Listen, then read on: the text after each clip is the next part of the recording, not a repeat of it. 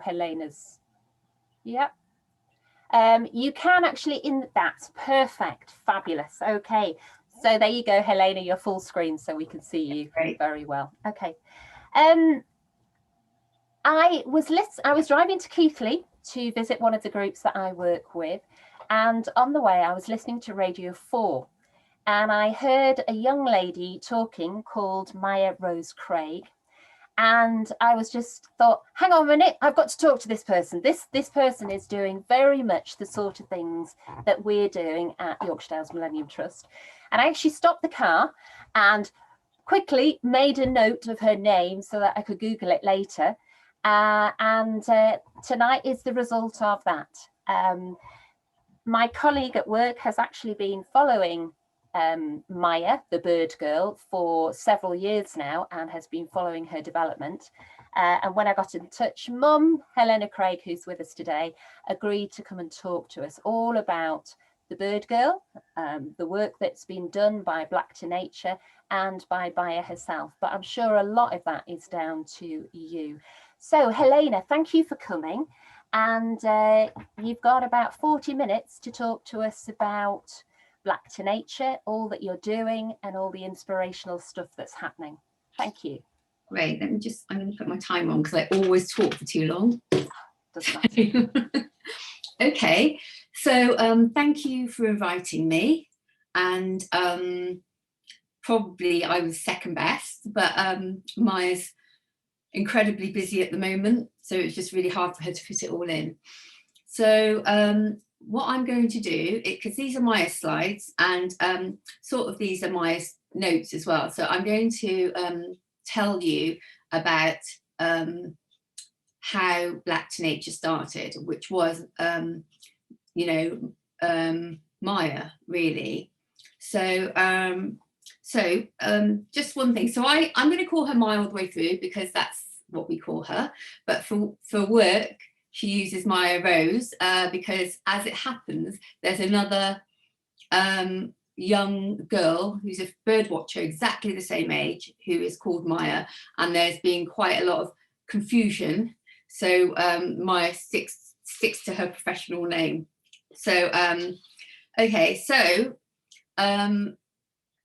where do we start? So we have been, I've been bird watching for about 25 years, and Maya is quite a bit younger than her sibling, her sister, and so when she was born, she was basically born into a birding family, and we used to go bird watching a lot, and we used to go twitching quite a bit as well.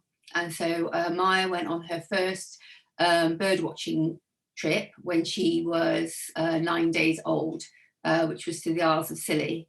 And I think people, especially my mum, thought we were crazy and negligent and all the rest of it. But anyway, we had a great trip, and she just slotted in with that. And I think that what you find quite often is that where both parents are interested in birds or nature or anything like that, that you have like a toddler who loves it, and then they get to like 3 or 4 and they're like, no, this is really odd and I don't want to do it anymore. And but for Maya, she had, when she was 3, she had a 15-year-old sister who was super cool. And so Maya will sort of talk about how for her, you know, she had a sister who, you know, she had cool friends, cool boyfriends, cool parties, and whatever Aisha did, she wanted to do.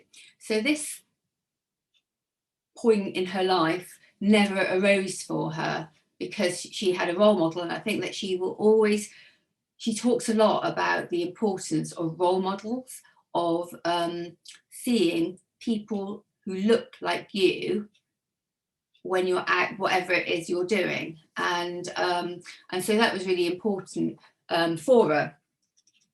So I'm going to try and share my screen now. And so,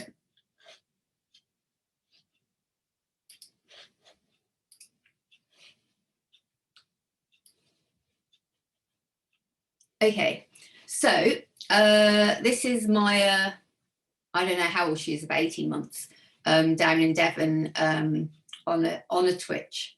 So I don't know what we thought would happen when she got older, but I suppose we just thought she'd get to a certain age and then she'd be wanting to hang out, and certainly once she got into her teens that she'd just want to hang out with boys and go to parties, and would lose all interest, and that just didn't happen. And yeah, so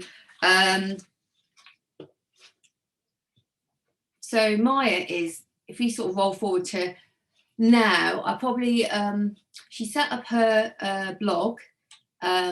She started blogging when she was 11, and she started blogging just about birds and just what she's seen in her garden and seeing a deer or just that kind of thing. And then she started writing about sort of doing bucket lists of birds and that kind of thing. And it wasn't very long before actually she started writing about conservation and about the things she really cared about. So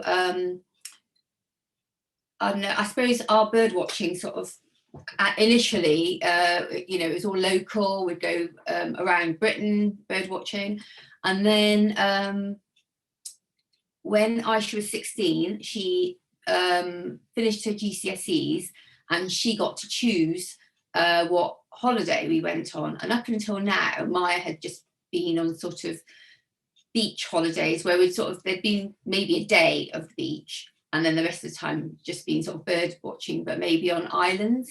We went to Tenerife and Fuerteventura and all those kinds of normal places, but we didn't have a normal holiday when we got there. And and sort of Aisha got to the point where she was quite focused on other young people. So anyway, we I'm just trying to think what we did actually. So we went to South Africa, and so we didn't go on any ordinary trip to South Africa. We tried to see as many birds as possible in 4 weeks, and we drove 10,000 kilometers. Well, I didn't drive any of them. My husband drove 10,000 kilometers, and we saw 450 species of bird, plus lots of animals. And so Mya and Aisha were sort of sitting in the back for all of this, but she was always quite a determined child. She always she was unusual in what she wanted to do, and in school she was the teachers loved her, but they would comment on sort of her slightly odd behavior as well. But she'd do things like get all the kids in her year to start following the ants around the playground, and that kind of stuff. And about a month after she started school, she came home and she sort of said, "Oh, I saw a nuthatch in school." And we were like, "You didn't see a nuthatch?" I was like, "Okay, yeah, whatever, Mya." And then a few weeks later, we had loads of snow, and we went up to try and see marsh tit in our woods just up the road, and she identified a nuthatch on call. So she heard one and she was like, "Nuthatch." And after that was it. We couldn't sort of question her identification abilities again.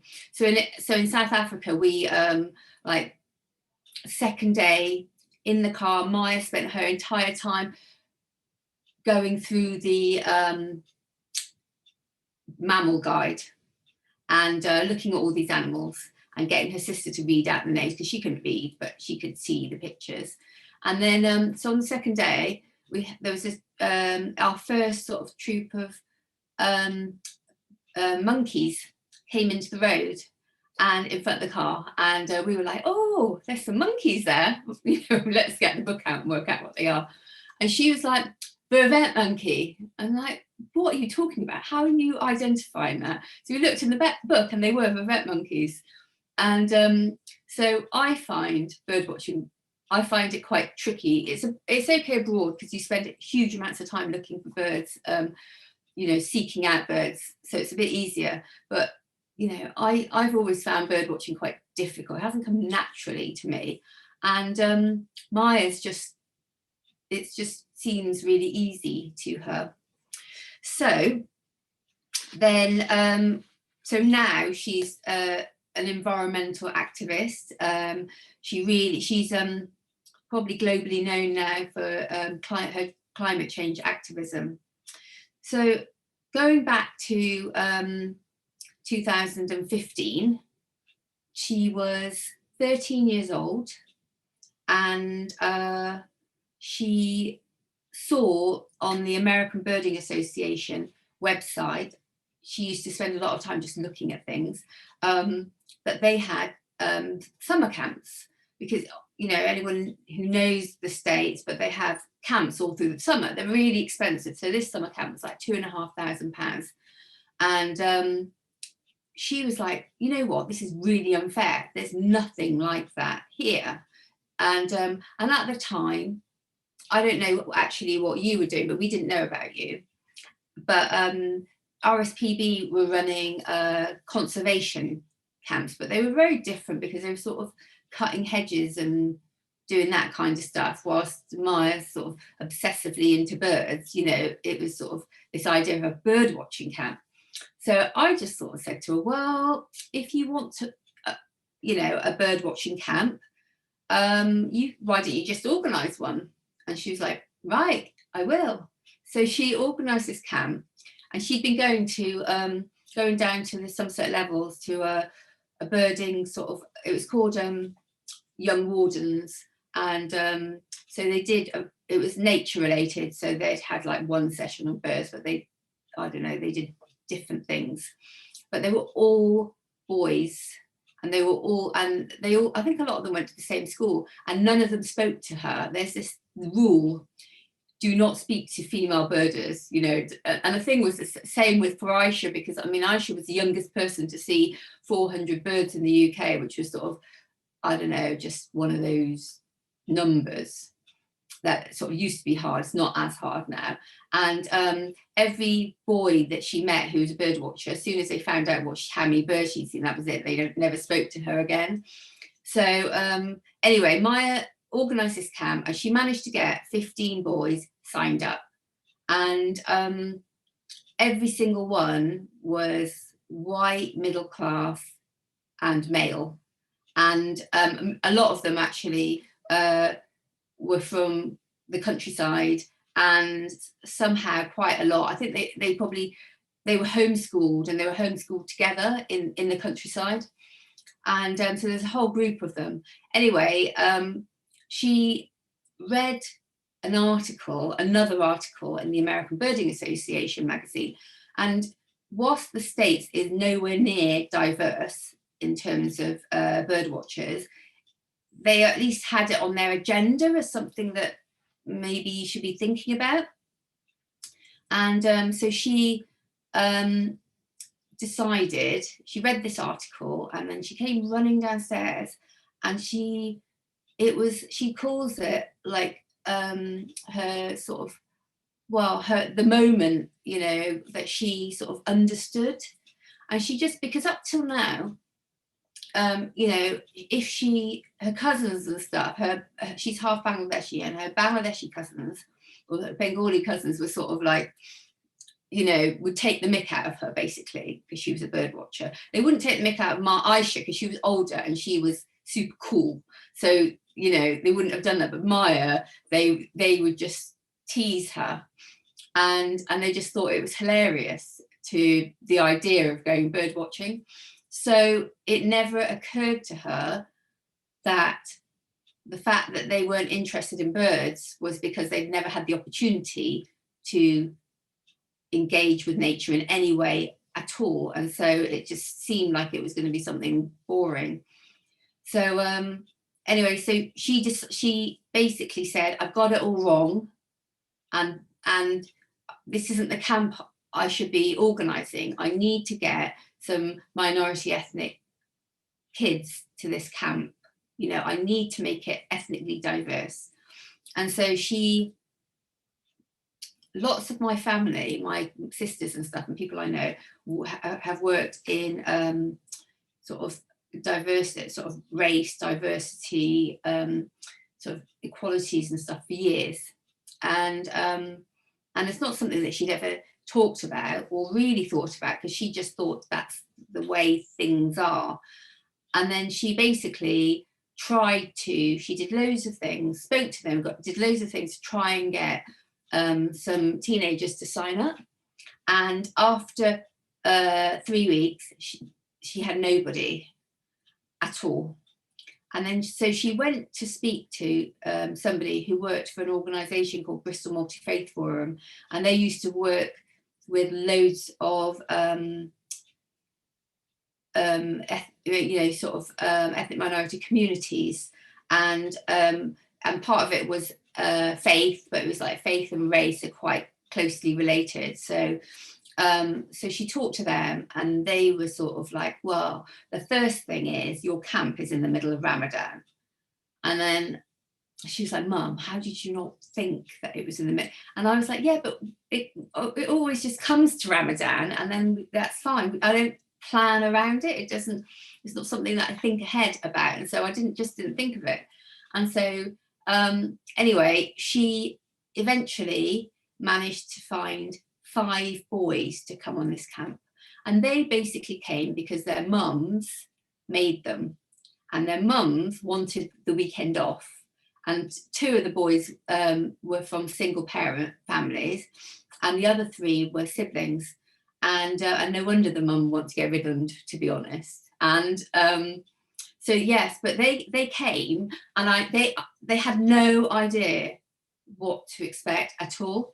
So I actually gave them a lift, and they were really, really excited in the car. We, had a good evening. I started doing some cooking, and and I wasn't very good, to be honest. But one of the boys, his mum, she was African Caribbean, and she used to do weddings on the side. And whenever she did a wedding, he helped her.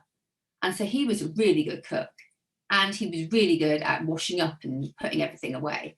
And anyway, so he literally was watching me for about 15 minutes. And then eventually he was like, Helena, you're just not going to cook any of that, just move out the way. So he did he did all the cooking, and his friend and him did all the washing up and put it all, sorted it all out for us. And anyway, and come midnight, we were all in one tent, and the other boys were had brought their individual tents, and they didn't want to share. And I'm actually not sure that, apart from one of the boys who was from Bar, I'm not sure that any of these boys had ever met anyone who was minority ethnic apart from Maya. And so midnight, the same boy who had done this cooking was like, I don't know, rapping poetry. And it was all very lovely, but come 1 o'clock, I was like, we need to go to sleep now, we've got to get up early. So they were all sort of boisterous and stuff. And then the next morning, they were not very happy getting up at, being woken up at 5:30.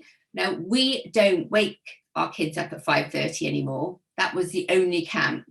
And we were down on the Somerset Levels, and we were walking on a straight path, 10-minute walk to get to a platform. Within like about a minute of starting to walk, they were complaining about having to walk. And, I had one of the boys next to me, and he was sort of saying, oh, can't we just sort of stop a minute? And I was like, we've been walking for a minute, and, you're a taekwondo champion, why, how can you possibly be complaining about walking? And he was like, well, I wasn't, we don't walk in taekwondo. And it's like, okay. So we got to this platform, and they literally looked out, it was extremely beautiful, and said, that's lovely. Now, what are we meant to do? So within about 2 minutes of getting there, they were just complaining. And Maya was just like, oh my God, what have I done? And you know, I was just, you know, she's parachuted these kids in to the countryside and they just have no idea how to engage with it or how to enjoy it. They just didn't know what to do. So luckily for us, one of our volunteers started talking to them about peregrine falcons and the speed that they drop before they go for the kill. And then he then compared it to the speed of a Formula One car. And that was it. They were mesmerized. They were literally crowded around him, listening. And by making it relevant, you know, that was all they needed. And the rest of the camp was easy. And we've had a 100% success rate in terms of engaging young people with nature. So I'm just going to show you a few slides. So yeah, so hang on a sec. Yeah, you know what? My slides are in the wrong order. I'm just going to swap them around a bit. Right, so one of the issues is that you know, the enjoyment of nature in the UK is it's very monoethnic. It's all the same. It's like, right, okay, let's pretend we're Darwin or Wallace, and we'll go out and we'll look at things through binoculars and we'll work out what they are and we'll write it down. And that doesn't really have room for other cultures and other ways that people enjoy or use nature. So this is a group of students from UWE, and they'd gone on a walk. And you know, it was just sort of, I love this photo just because it's so different, and it just, you know, I suppose it's like, what is nature? And so yeah, so this is actually Monnier who did the cooking, and he loved everything actually. So you know, most of them loved bird watching. So this is Talha, and this is Talha's drawing, and he loved art, but he'd never drawn something that was live. Or, I mean, this was a dead swan arm or whatever, I don't know, arm wing, but you know, but he just, that was what did it for him.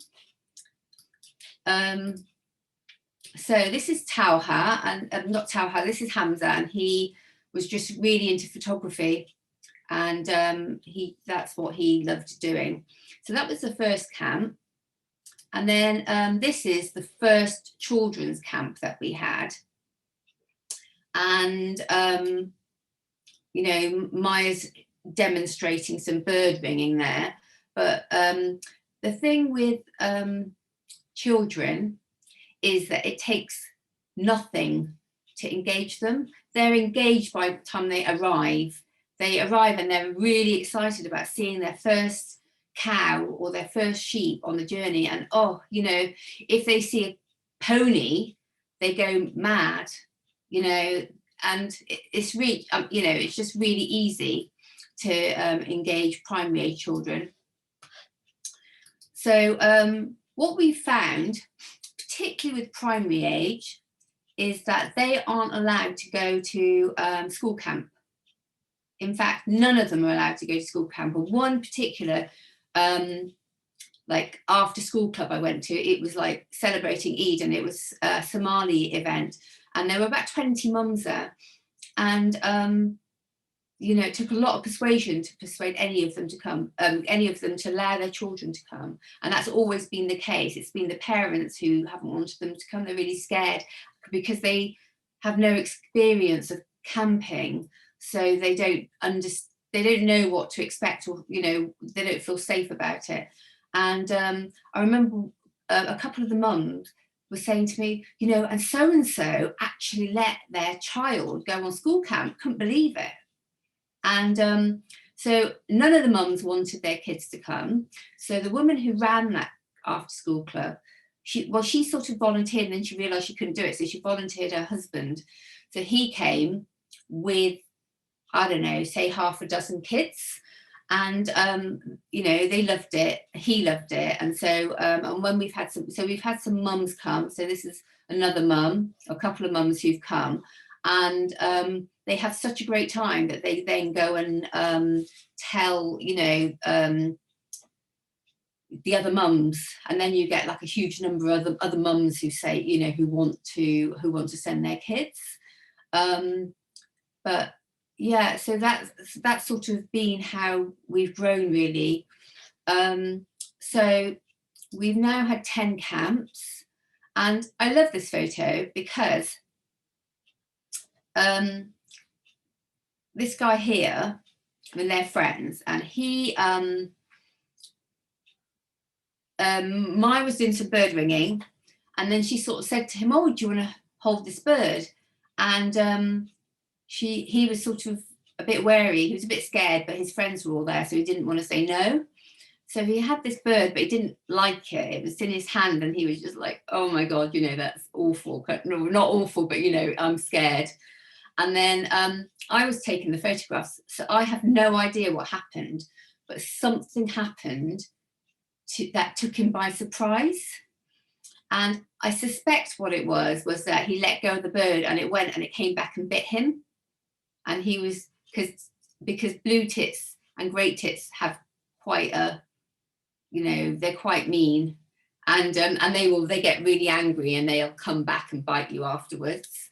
And so yeah, so anyway, he was quite surprised by it, and it was just really capturing the moment of you know, that him and his friend were sort of engaged with nature. So let's see what I've forgotten. Yeah, so we've done sort of Maya's had opportunity to do some sort of amazing things, really. And you know, we've done, as I said, we've done a lot of traveling. So when she was 8, we went to Ecuador for 3 weeks, and we thought she was going to find it really tricky, and it's like really long hours, and you know, it's going to be really tough. And she didn't. So we sort of took her in, when she was in year 5, we took her out of school for 6 months, and we went to South America. So you know, just, which was amazing. So now it's sort of Black to Nature doing 3 things. So I am chair of Black to Nature. Maya does a lot of publicity. She does a lot of talks, writes a lot of articles, does lots of podcasts and things, you know, all of that kind of thing. And so as well as running camps, we ran some family day trips during COVID, and you know, all our kids and families come from the inner city. They come from really, really deprived areas of Bristol, where there's huge amount of disadvantage and poverty. And you know, the first children's camp we had, we arranged to have halal fish and chips for the kids. And so we sort of went to Chew Valley Lake, and we were waiting for them. And one of the children sort of said, you know, asked me, sorry, I'll just get that out of the way, asked me, you know, who do I have to share with? And it was like, well, you don't have to share with anyone. You've got, it's a children's portion, but you know, you've got your own portion of food. And they'd never had their own portion of food. They'd always had to share with siblings or cousins, you know, and just the luxury of having, you know, a portion of fish and chips, you know, it was just really brings things home. And then we always finish our children's camp by going to the to an ice cream van by the lake. And so the kids were sort of like, okay, what are we allowed to have? It's like, well, you can have whatever you want. And it's like, well, anything. It's like, yeah.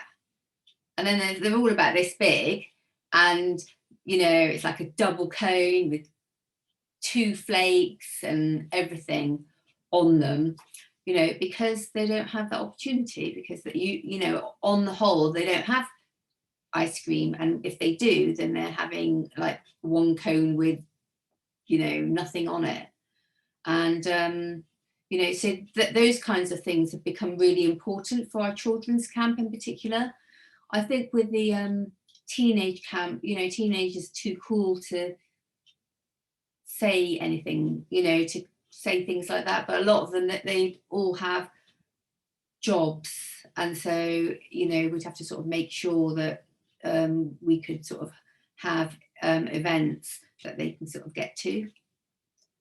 So and also what we find with the teenage camp is that even when they come in groups of friends, they have never been allowed to stay over each other's friends, because, you know, they might have a sister, or, you know, so actually they arrive, and it's sort of, for the first 24 hours, it's just, you know, around the fact that they haven't, you know, they're spending all this time with friends that they don't have the opportunity to do.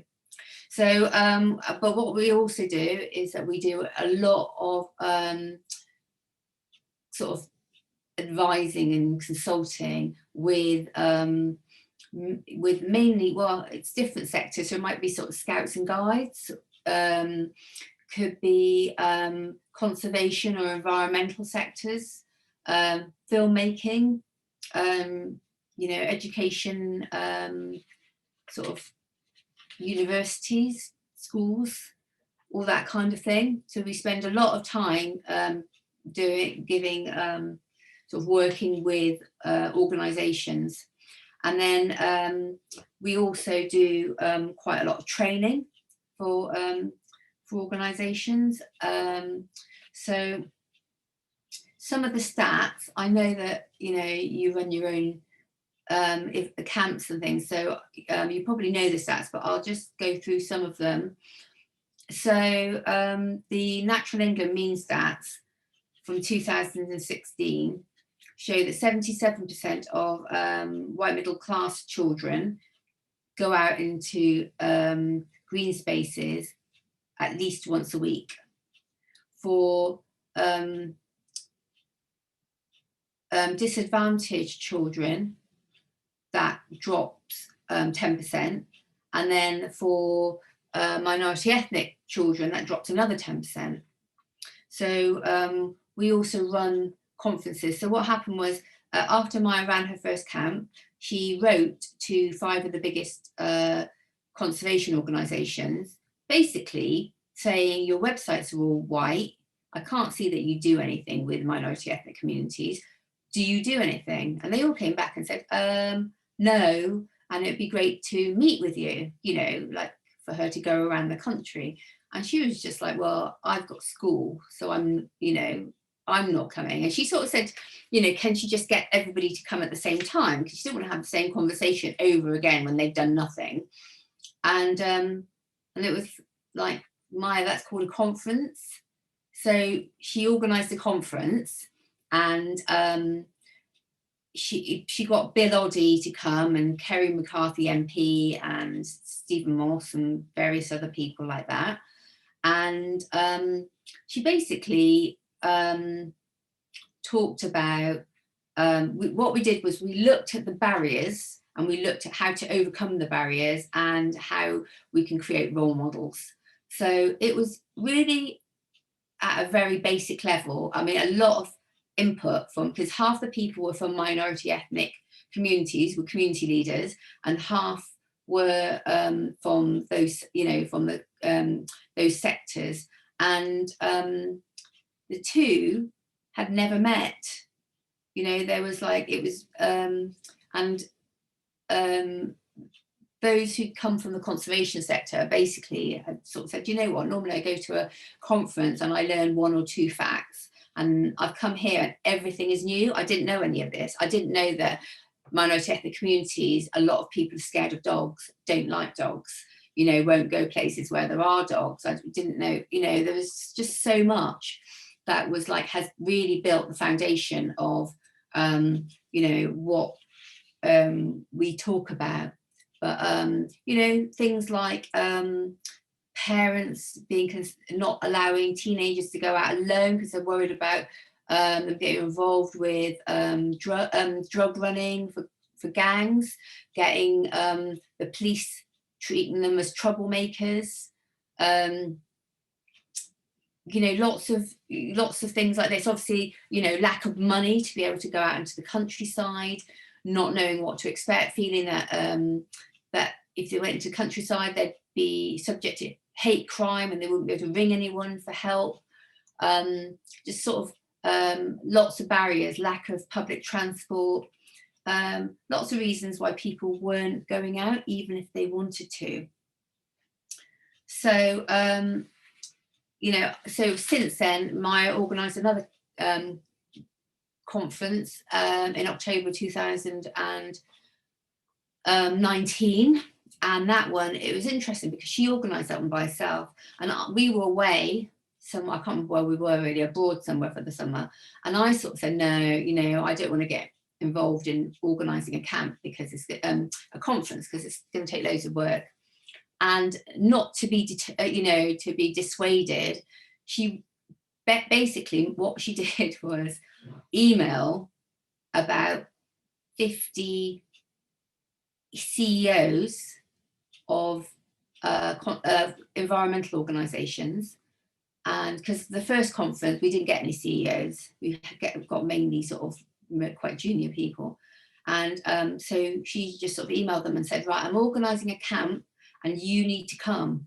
You lead your organisation and you need to come and you need to learn about diversity so that you can lead your organisation to become diverse. And then what she did, and I didn't even know what she'd done actually till afterwards, but she got some amazing speakers. And then so Chris Packham came, but she got like Asha Craig, who's like the deputy mayor of Bristol, and she got a woman who is like leads the Green Party people of colour group and stuff like that. Anyway, and she, actually the CEO of the RSPB came. And initially, I think Mya was thinking she was going to have like all the speakers were going to be minority ethnic. And then she was like, no, actually, I'm not going to do that. I'm going to bring people and I'm going to put people like Becky Sprite up there. And then we're just going to be quite harsh in how we question them, you know, about what they're actually doing and not let them fob us all off. And so anyway, so she got these people to speak, and she told everybody that her conference was going to be about how to engage minority ethnic people from like 13 to 30, that age group, and how to engage them. But actually what she did was she spoke to, well, Asha Craig spoke to me afterwards, but she basically spoke to Asha Craig. Asha had said to her, what do you want me to talk about? And she said, I want you to talk about racism, institutional racism, white privilege, and more racism. And so that's what she did. She had loads of speakers who basically told the people who were there that the sector was racist and needed to change. And it wasn't changing because it was racist and it was full of talk, you know, full of talk and zero action. So anyway, so we had that sort of like 130 quite shocked. No, there were lots of people from minority ethnic communities as well, but there was quite a lot of quite shocked people. They were sort of dazed. But I think it worked, because suddenly diversity is a hot topic within those sectors. Yeah, so I know I've only got 1 minute left, so I'm just going to just check if there's anything I want to talk about. Yeah,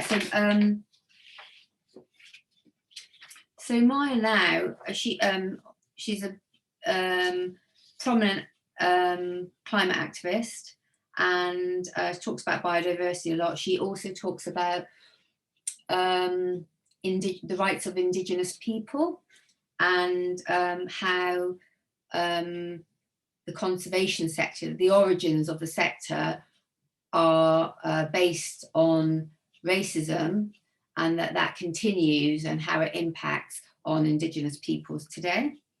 And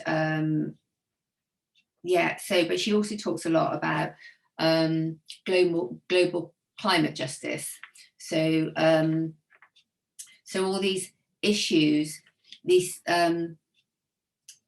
but she sort of connects them back to racism, I suppose, and the lack of diversity and the lack of understanding or even knowledge about what's going on in the world. And she's met quite a lot of politicians and been to Downing Street a couple of times, and is now busy doing lots of things during lockdown, particularly busy.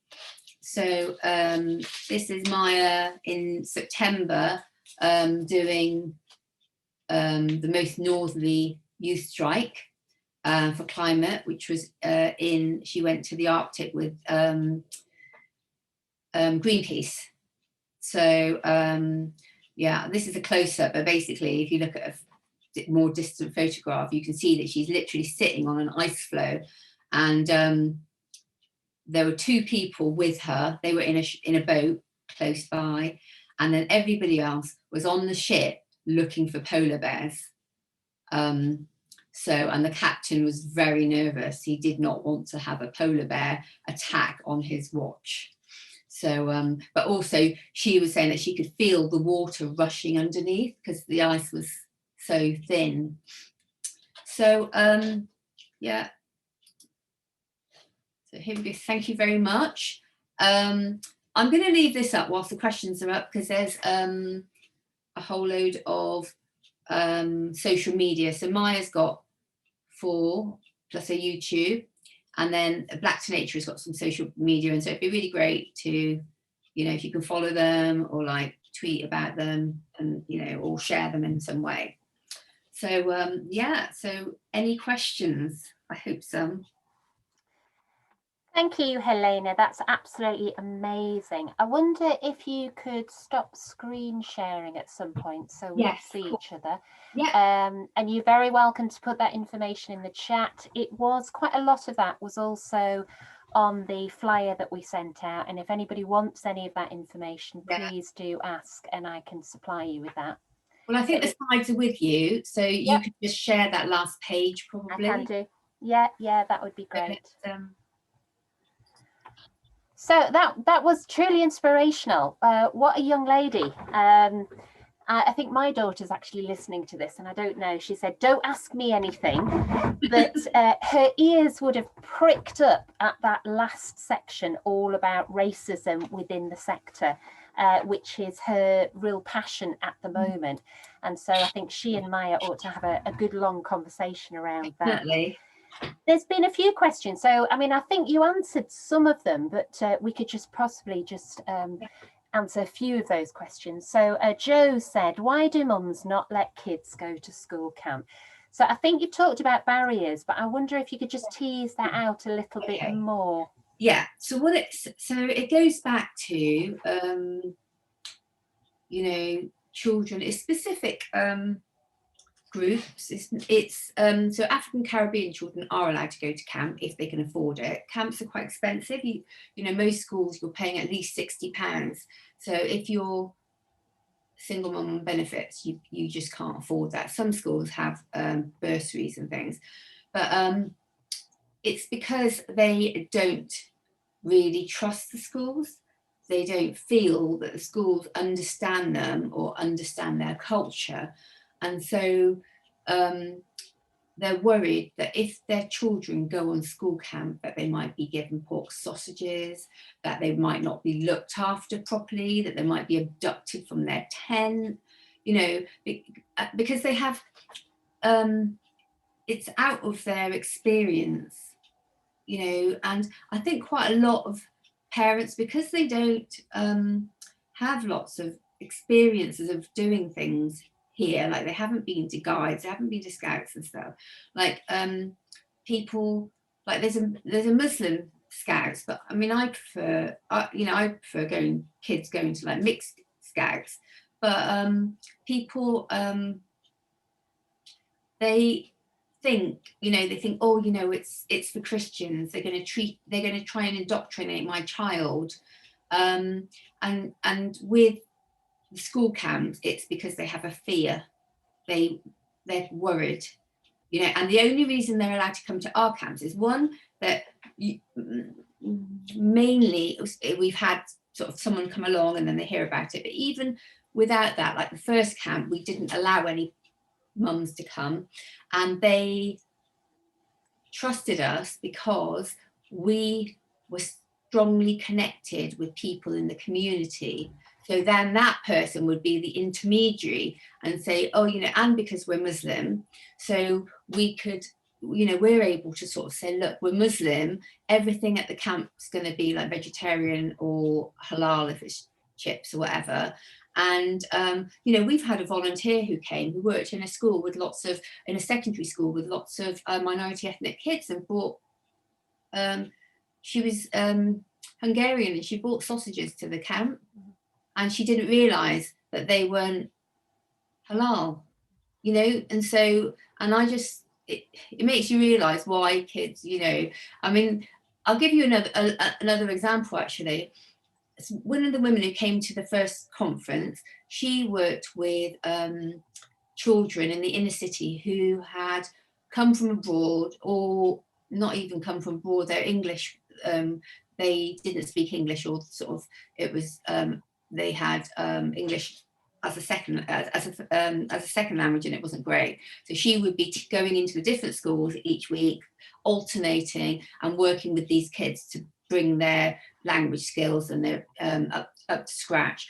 And she said that when one of the schools was running a camp, the kids that she worked with, the 3 children in that school that she worked with, weren't allowed to go to camp. So she sort of decided that she would go on the camp so that these children would be allowed to go. And she said, look, I knew the kids would love it, that's why I did it, but what I didn't realise was that I would love it, and if you've never camped, you can't really conceive what it's like. So when you sort of say, oh yeah, but there'll be people in the tent or whatever, and they're not going to be abducted, how do you know that that's true? Thank you. I mean, we run a very similar project in a way to yours, and one of the ways, we've done a lot with mums actually, because we feel that children often have the opportunities to get out through school, but actually if you can work with the mums and get the mums out into nature and out into the countryside, that builds their confidence, and then they hopefully will then instill that. What I was fascinated about, Helena, was you just brushed over this point. You just kind of, in your introduction, you said, well, I was a birder. Hang on a minute. How did you get into birding? Well, because you know what, my understanding of it, well, actually, I'll say one other thing before. When we had one of the camps with lots of kids, with lots of parents and stuff, afterwards the mum said, that was amazing, we want our own camp. And so we're trying to organise like a 2-night camp, but it's like nobody wants to fund mums going to camps. Well, hang on a minute. When the pandemic's over, bring them up to the Yorkshire Dales, and we'll sort you out. Okay, yes, brilliant. You're on. That's a date. Yeah. Okay. You've got to bring Maya with you, because I've got to learn all her bird skills. No, absolutely. She's at all for camp. We've got a few other questions. So we haven't got a lot of time, so we probably better push on quickly. Sorry? Shall I answer your question, which was about... Yes. How did you get into birding? Yeah, so basically, my mum used to feed the birds, and we used to go on little outings, right? But I never saw myself as going out into nature, even though we did. And we used to go out into nature and we'd have a picnic and we'd play football and rounders and stuff. And it was only, my husband is obsessed with birds. He's been obsessed with birds since he was 5 years old. And I said, no, you know what? I'm not interested in that. And then he got my oldest daughter interested. And then I sort of went along and I got hooked immediately. And yeah, but it was only when Maya started campaigning that I realised that I did used to go out into nature, and that because there was this monoethnic way of thinking about, you know, going out into nature, that I didn't really see it as that. Yeah. Fascinating. So funding, how do you get your funding? Do people pay for their own camps? Do you pay for it? How does that we work? basically get funding, and we charge £20 to the teenagers and £10 to the primary, and that's really because otherwise you just wouldn't turn up.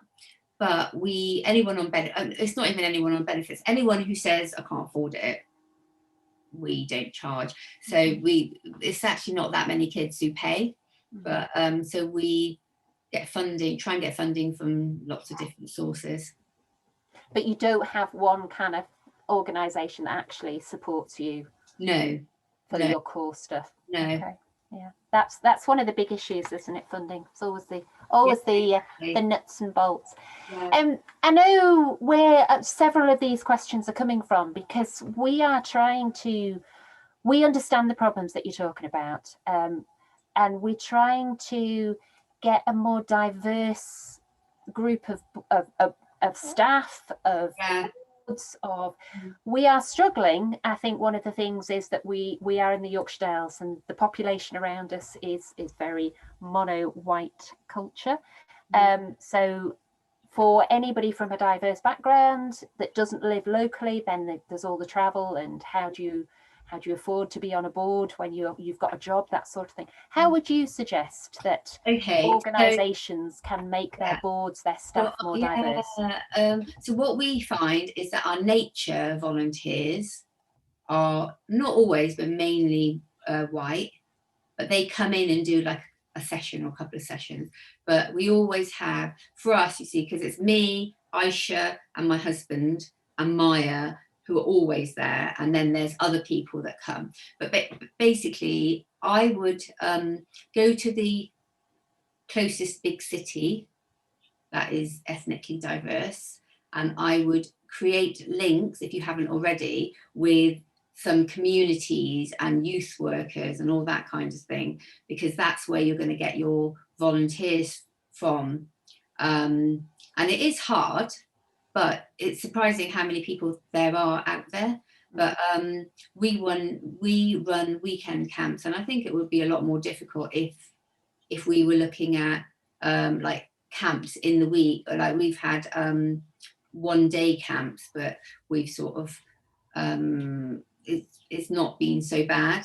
I think for us it's partly because we are minority ethnic, all apart from my husband, and it just helps. But you know, I think it's making those links, making lots of those links, and then maybe getting people out. So I would maybe, if you're looking for volunteers, maybe have a trip, a day trip or a 1 night trip for people to come out and do a taster, to sort of try and, I mean, you must have, I mean, you've got some cities that have got loads and loads of ethnic minority people. Yeah, we do that quite a lot. We've probably had 10,000 people out over the last 10 years for day trips. From Bradford, Leeds, Blackburn, Preston, those sort of places. But we are still, I mean, one of the questions there is saying, how do we increase the number of applications for environmental jobs from people from VME groups? Well, I think that it's circular, and when you start looking, there are people out there who are looking for work, or, you know, but generally you're not going to, that's like going to happen once you have to first get people engaged, then you need to get them to be engaged enough to go to university to study, you know, the right things. And then once you've done that, then, you know, you might have someone coming into the sector. So this idea of 13 to 30, it's sort of a bit of a long haul. We do have a project for young people Yeah. called Green Futures, and it's been incredibly successful, and sort of building on from that, we're hoping that great things will happen. Yeah. In the Yorkshire Dales National Park Authority, we've seen a big change in the client base, the Yeah. people who are coming to the Dales through the pandemic. Yeah. You know, there's been a very big increase of people from South Asian communities coming. Government said they were to come, so they've come. And is there any advice that you'd give about supporting more support for people coming from ethnic minority backgrounds? I would sort of I don't know if they're coming in the week or they're coming at the weekend or any time, but if you've got volunteers, then one of the things I would do is talk to people as they arrive. Yeah. And just sort of, you know, things that we know that people are really concerned about, that they want to know about, are toilets, park benches, and whether there's a cafe or somewhere they can get a takeaway drink. You know, so it's particularly for South Asian Muslims, toilet is pretty essential. Very interestingly, here in the village of Millennium, which is a honeypot, we set up what we call the Dales Makers. When the National Park Centre was closed, some local people actually met people who were arriving, because people were getting very lost. So, and that was a great experience. There's 2 people on this call today who actually did that, and we all thoroughly enjoyed it, and it was great for breaking down barriers. I must move on with the last 2 questions. And one is from actually the chair of the Yorkshire Dales National Park Authority, recently elected. And it appears that one of the barriers to ethnic minorities travelling to the national park seems to be one of confidence. That I think you talked about the trust. So how do we as national parks become more welcoming, more approachable, and overcome the barriers of lack of confidence? I think the main thing is that you go into their communities, right? So so you go in and you go to their events, and you go to, you know, where they are with their children and stuff, and you show them photographs, and you tell them about the things that they're interested in. So when we had the first conference, people were talking about the fact that what they needed to know was about those things: toilets, cafes, benches, because it's expensive, you know, but some people wanted cafes, and just so that they know what they're going to get when they get there. And you know, it's like anything, if you know what to expect, it's, you know, a lot less frightening. And the thing is, people don't know if when they go there, they just know that it's remote, whether they're going to whether it's really racist, and whether they're going to get verbally attacked, and, you know, all that kind of thing. So I've actually experienced racism while I've been with groups, not myself personally, but the members of my group. So there is that big issue. We do at every camp. Every camp, this stuff happens. Yeah, so that's a very difficult one. So but people I think that people deal with that okay. That's not, there is this a UCL report that basically found that if people have negative expectations, if they then have something that reinforces that, it means that they might not come back. But I think you know, people just want to know that they'll be safe, really. Yeah, absolutely. What was really interesting in what you said was, you said go to the communities. And when I started my job 17 years ago, one person on this group is Catherine Kemp, who worked for the National Park at that time. And she did exactly that to me. She actually took me into groups within Keighley and Bradford, and that for me was an amazing introduction. And I agree with you, I think that's really, really useful. One point that has been made is that in this day of Zoom, the getting people from diverse communities onto boards of nature organisations is going to be much easier, we hope, because it's not the physical travelling so much. So yeah, that was a point that Dave Sharrod made.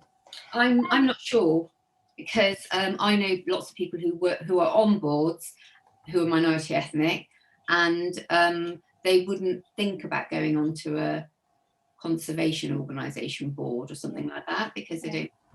It's like, why should I give my time? Yeah. If they don't really care, do you know what I mean? Anyway, yeah, sorry. So I hope that I've done justice to all those questions. So if there's anybody on the call that would like to unmute themselves and actually say something specific, if I've missed you out in the questions, this is your time to do that.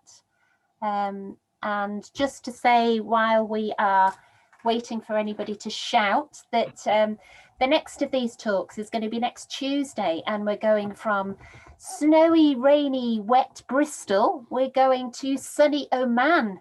Oh, wow. And on Tuesday, we will literally be talking to Mark Evans, who's the CEO of Outward Bound, and he's going to be talking to us about the desert, about the empty quarter. Thank you, Mike. And he's going to be talking about expeditions that he's led, plus, again, trying to work with communities to break down the barriers. Does anybody have any other questions for Maya? I haven't got a question, but I really just wanted to say thank you so much, because I really, really enjoyed that talk. It was brilliant. It just felt so real, and it was, you know, funny and enlightening at the same time. Yeah. I'm really glad I came. Thanks. And I think as mothers, we all know what our children are like. I was absolutely amazed when my now 21-year-old actually spotted a nuthatch. I thought, I didn't know she knew what one of those was. But we do influence our children. Yeah. Okay, and Kate Barrett said that her 11-year-old daughter's been hooked on bird watching as well. So that's fabulous. Great. Yeah, good. Judy? Yes. Do you mind if I just come in? Just yes, also please. to say thanks very much to Helena. It's been great. But there was a question earlier in the chat from Catherine Kemp about what would you do to increase the number of applications for environmental jobs from people from minority ethnic backgrounds. So just because that's also applicable to the national park as well. So that might be really useful. Thanks, Helena. Yeah, I think that with any of these roles, really, you need to go back and look at what is actually essential for the role and to widen it up. So, for example, Maya had a bit of a row with an organisation because they put out an advert for, it was a low-level IT job, so it was like on 16 grand entry job, and it said, you know, you had to have a passion for nature, and she was like on the phone to the CEO saying, that's ridiculous. You don't need a passion for nature. You need to just get people in. And then once you're in, if you're a good organisation and you're good at what you do, then they will bring their family and get connected. And somebody was telling me he works as a diversity manager or whatever at the National Trust. And he's Black. And he was saying, oh, you know, that since he joined, his family have started coming to National Trust events and stuff and sort of getting quite into, you know, going. And so I think it's, you know, pare down the job to actually what's necessary, and then look at who might be able to do that job. If you're looking, if you know, it has to be someone with, you know, ecology degree or something. Well, there's not much you can do about that. But you know, if it's a bit broader, then it's going out and trying to just sort of go into maybe other sort of environments and just sort of say, you know, trying to say if it's like comms or something, you know, trying to take someone from like a different kind of organisation maybe. Thank you. That was very useful. Yeah. John Thank you. Thank you. Thanks, Neil, as well. No problem. I was just going to make a comment. I've been working with the Millennium Trust for about, I don't know, a lifetime, it seems, bringing groups up from an urban area in Blackburn with Darwin. Now, I've got to say that it's about sowing seeds. It's a bit of a metaphor, this. Sow seeds. So you young people today, I mean, I bring lots of refugees, asylum seekers and others up to the Yorkshire Dales over the years. I think we've made 80 trips, bringing 1,500 people up over the years. That's a tremendous amount. Yeah. Now, the last story I want to tell you to give you some encouragement is that I have a young man who's got married, has got children from an ethnic minority, and then brings his children and his family into the Dales, walking, visiting. And the only reason he'll come to the Yorkshire Dales because he knows he's been there before, he knows how friendly people are. So the idea is, you know, sow those seeds of whatever you're doing now, Millennium Trust, and don't force it, encourage it, sow it, water it, and in the future it will work. It's just a matter of taking time and also convincing people. I mean, the relationships between the people coming in and the locals is really important. Because then some people in the Yorkshire Dales have probably never met anybody from Afghanistan or Somalia or whatever. Even if they're even if they're indigenous, if you like, ethnic minorities from the UK, that's bad enough. But you try to get somebody that's from Iran, Iraq, Somalia, from a conflict area, and then plant them into the Yorkshire Dales. Well, that's going to be quite a challenge. But then you have a win-win situation, because then you're seeing how things happen in the world, and that might, bit of sowing, bit of reaping, bit of caring, bit of nurturing, for the future you might just get the results you're wanting. It's a long-term thing, this. It's not just a quick fix. So it's about investment in people and investment in what you're doing right. That's it. Me finished. Good night, everybody. Thank you for the talk. You can always trust on John to sing our praises. But one last question to Helena. Maya, okay, she's only 18. She's got the world is just beginning for her almost. Yeah. What's she going to do now? I mean, is she going off to university? You know, what's she up to? She's on a gap year, and she's planning to go to university in October. And she has just handed in a manuscript for a children's book and then she's writing her memoirs at the moment. So that's, but she's really busy she just does so many sort of talks and all that kind of stuff. But in terms of the future, she's planning to do politics and anthropology and whatever, that kind of thing. And then I think she'll end up doing a mixture of things. So I think she'll probably carry on writing, but she writes a lot of articles, and you know, so it would probably be a bit of writing, being journalist, maybe TV work, and sort of, you know, campaigning and all that kind of stuff at the same time. Well, we'd like to wish her well. Thank you. You are obviously an incredibly proud mum, and you deserve to be. She's done some amazing things. So thank you, Helena, for coming tonight. You've been inspirational. You've set off our talks on the right note, so thank you very much. Great. Yeah, thank you to everybody. You're doing really amazing things. I'm going to try and pick your brains, find out how you do it. We need to talk. But no, thank you everybody for coming and joining us tonight. I hope you've enjoyed it. But Helena, you know, huge thanks. And I think we all need to give her a round of applause. Thank you very much indeed. Okay, and good night to everybody. Okay, bye-bye.